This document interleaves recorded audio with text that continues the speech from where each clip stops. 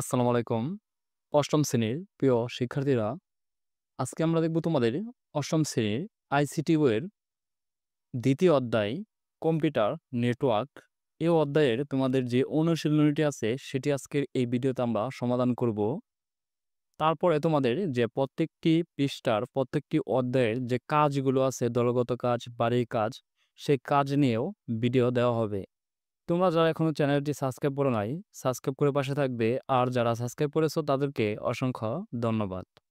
তোমাদের অষ্টম শ্রেণীর সকল বিষয় ভিডিও আসতেছে, তোমরা চাইলে প্লেলিস্ট থেকে সকল বিষয় ভিডিওগুলো দেখে নিতে পারো। এখন আমরা দেখে নেই যে তোমাদের এই দ্বিতীয় অধ্যায়ের যে অনুশীলনটি আছে, এই অনুশীলনটি আজকে আমরা এটি সমাধান করব। তোমাদের বইয়ের দ্বিতীয় অধ্যায়ের পৃষ্ঠা ৩৫ নং নমুনা প্রশ্ন। প্রথমে দেখো যে এখানে বহু নির্বাচনী প্রশ্ন আছে কয়েকটি, সেটি আমরা সমাধান করি। ১. কোন টপোলজিতে একটি কম্পিউটার দুটো কম্পিউটারের সাথে যুক্ত থাকে? ক.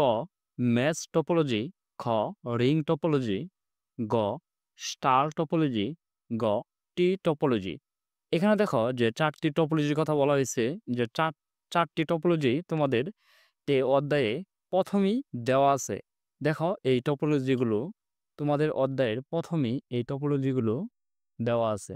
তোমরা এই বইয়ের দ্বিতীয় অধ্যায় রিডিংগুলো ভালো করে পড়বে। এটি হচ্ছে দেখো রিং টপোলজি, বাস টপোলজি, এটি হচ্ছে স্টার টপোলজি, আর এটি হচ্ছে টি টপোলজি।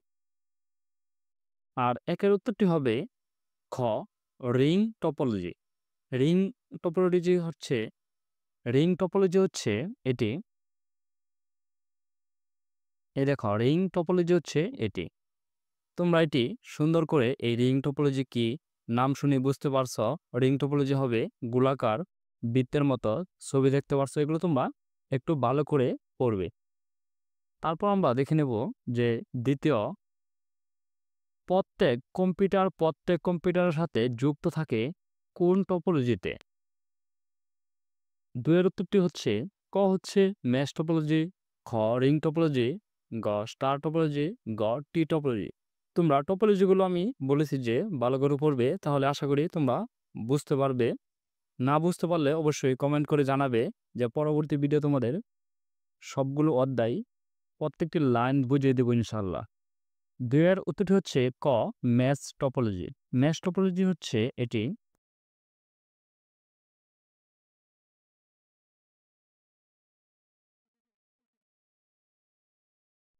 ম্যাশ টপোলজি হচ্ছে এটি। তোমরা এই ম্যাশ টপোলজি, এই টপোলজিতে কম্পিউটারগুলো একটি অপরটির সাথে যুক্ত থাকে এবং একাধিক পথে যুক্ত হতে পারে। এখানে কম্পিউটারগুলো শুধু যে অন্য কম্পিউটার থেকে তথ্য নেয় তা নয়, বরং সেটি নেটওয়ার্কের অন্য কম্পিউটারের মাঝে বিতরণও করতে পারে। এটি তোমরা ভালো করে পড়বে। তারপর দেখি ৩. নতুন পৃথিবীর সম্পদ কি? ক তথ্য, খ উপাত্ত, গ কম্পিউটার, ঘ ইন্টারনেট। ৩-এর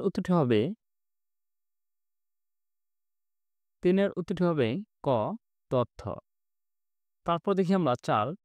নেটওয়ার্ক ইন্টারফেস কার্ডের কাজ হলো ১. মিডিয়া হতে তথ্য নিয়ে ক্লায়েন্টকে দেওয়া, ২. ক্লায়েন্ট হতে তথ্য নিয়ে নেটওয়ার্ককে দেওয়া, ৩. কম্পিউটারকে বিভিন্ন ধরনের সেবা প্রদান করা। এই ৪-এর উত্তরটি হবে খ ১ এবং ২। তারপর দেখো ৫ ও ৬ নং প্রশ্নের জন্য আমরা এই উদ্দীপকটি একটু পড়ে নেই।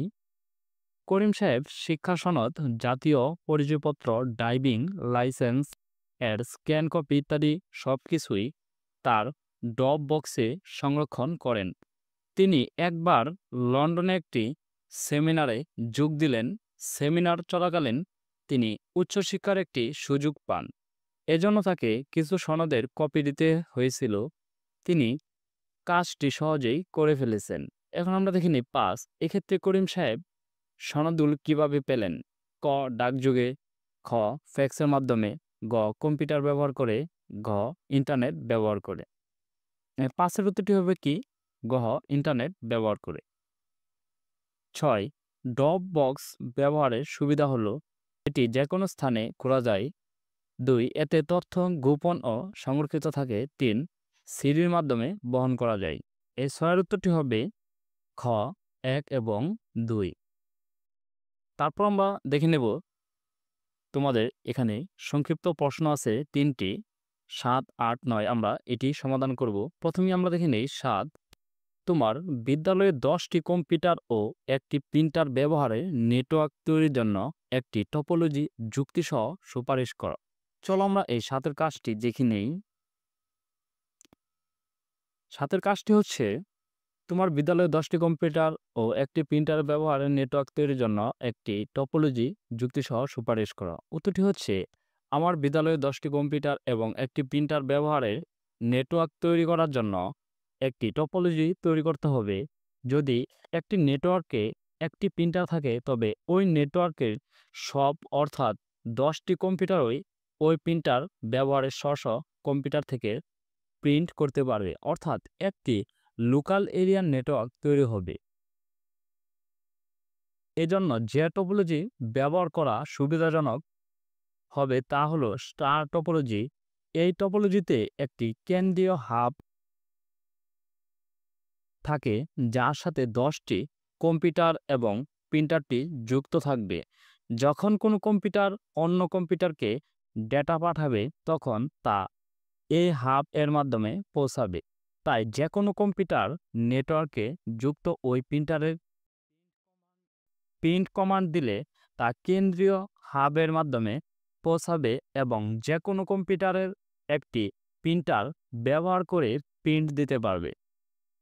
এ সংগঠনে যদি কোনো কম্পিউটার নষ্ট হয়ে যায় তবে বাকি নেটওয়ার্কে তার কোনো প্রভাব পড়বে না।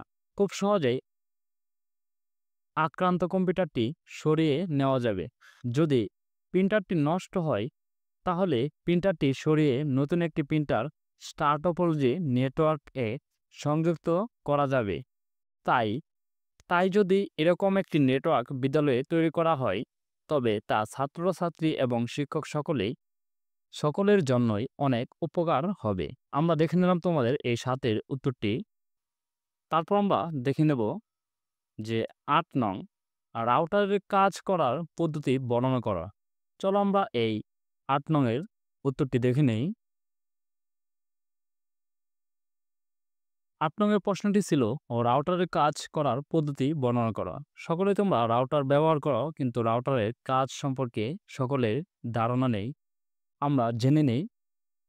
শুরু করি। উত্তরটি হচ্ছে রাউটার শব্দটি এসেছে রাউট শব্দ থেকে। রাউটার একটি বুদ্ধিমান যন্ত্র যা হার্ডওয়্যার এবং সফটওয়্যারের সমন্বয়ে তৈরি, যা 2 বা তার বেশি একই প্রোটোকল যুক্ত নেটওয়ার্কের মধ্যে ডেটা আদান প্রদান করে। একটি নেটওয়ার্ক হাব এবং সুইচ এর সমন্বয়ে তৈরি হয়। রাউটার দুটি ভিন্ন নেটওয়ার্কের মধ্যে অবস্থান করে 2-এর বেশি ভিন্ন নেটওয়ার্কের মাঝে অবস্থান করতে পারে। এটি একটি নেটওয়ার্ক থেকে পাওয়া ডেটা সবচেয়ে কম দূরত্বের পথ ব্যবহার করে অন্য নেটওয়ার্কে পাঠাতে কাজ করে।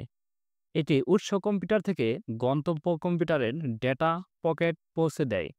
যেমন অস্ট্রেলিয়ায় অবস্থিত কোনো বন্ধুকে ইমেলের মাধ্যমে ছবি পাঠাতে হলে ছবিটি কয়েকটি ডেটা প্যাকেট বিভক্ত হয়ে ইন্টারনেটের মাধ্যমে বন্ধুর কম্পিউটারে পৌঁছাবে। প্রতিটি ডেটা পকেটের গন্তব্যস্থলের ঠিকানা যুক্ত থাকে। একটি ডেটা প্যাকেট কোনো একটি রাউটারের পৌঁছালে পরবর্তী কোন পথে অগ্রসর হলে ডেটা সহজে এবং দ্রুত গন্তব্যে পৌঁছাবে তার পথ নির্দেশ দেয় হচ্ছে রাউটার। আমরা এই রাউটারের কাজটি দেখে নিলাম তোমাদের 8 নং প্রশ্নের। তারপর আমরা দেখব 9 অপটিক্যাল ফাইবারের মাধ্যমে ডেটা স্থানান্তরের প্রক্রিয়া বর্ণনা করা। চলো আমরা এই 9-এর কাজটি দেখে নেব। 9-এর উত্তরটি হচ্ছে অপটিক্যাল ফাইবার তথ্য পাঠানোর জন্য অত্যন্ত শক্তিশালী মাধ্যম। আমরা জানি যে অপটিক্যাল ফাইবারটি হচ্ছে গ্লাসের তৈরি। এই অপটিক্যাল ফাইবার দিয়ে অনেক দ্রুত গতিতে ডেটা ট্রান্সফার হয়। এটি অত্যন্ত সরু এক ধরনের কাচের অপটিক্যাল ফাইবার দিয়ে আলোক সিগন্যাল রূপে ডেটা স্থানান্তর করা যায়। আলোর পূর্ণ অভ্যন্তরীণ প্রতিফলনের নিয়ম অনুযায়ী আলোক সিগন্যালকে অপটিক্যাল ফাইবারের মধ্য দিয়ে পাঠানো হয়। এক্ষেত্রে বৈদ্যুতিক সিগন্যালকে প্রথমে আলোক সিগন্যালে পরিণত করা হয়। এরপর আলোক সিগন্যালকে অপটিক্যাল ফাইবারের মধ্যে দিয়ে পাঠানো হয়। অপর প্রান্তে আলোক সিগন্যালকে বৈদ্যুতিক সিগন্যাল পরিণত করা হয়। এভাবে অপটিক্যাল ফাইবার মধ্য দিয়ে সিগন্যাল বা ডেটা পাঠানো সম্ভব হয়। অপটিক্যাল ফাইবারের ভেতর দিয়ে অনেক বেশি সিগন্যাল বা ডেটা পাঠানো সম্ভব। একটি অপটিক্যাল ফাইবারের ভেতর দিয়ে একসাথে কয়েক লক্ষ টেলিফোন কল পাঠানো সম্ভব। আমরা দেখে নিলাম যে অপটিক্যাল ফাইবারটি কতটি শক্তিশালী। আমরা তোমাদের এই ৯ এর উত্তরটি দেখে নিলাম। ধন্যবাদ শিক্ষার্থীরা। আমরা তোমাদের এই দ্বিতীয় অধ্যায়ে যে নমুনা প্রশ্নটি ছিল সেটি আমরা সমাধান করে নিলাম। আমরা আগামী ক্লাসে দেখব যে তৃতীয় অধ্যায়, এটি আমরা আগামী ক্লাসে সমাধান করব।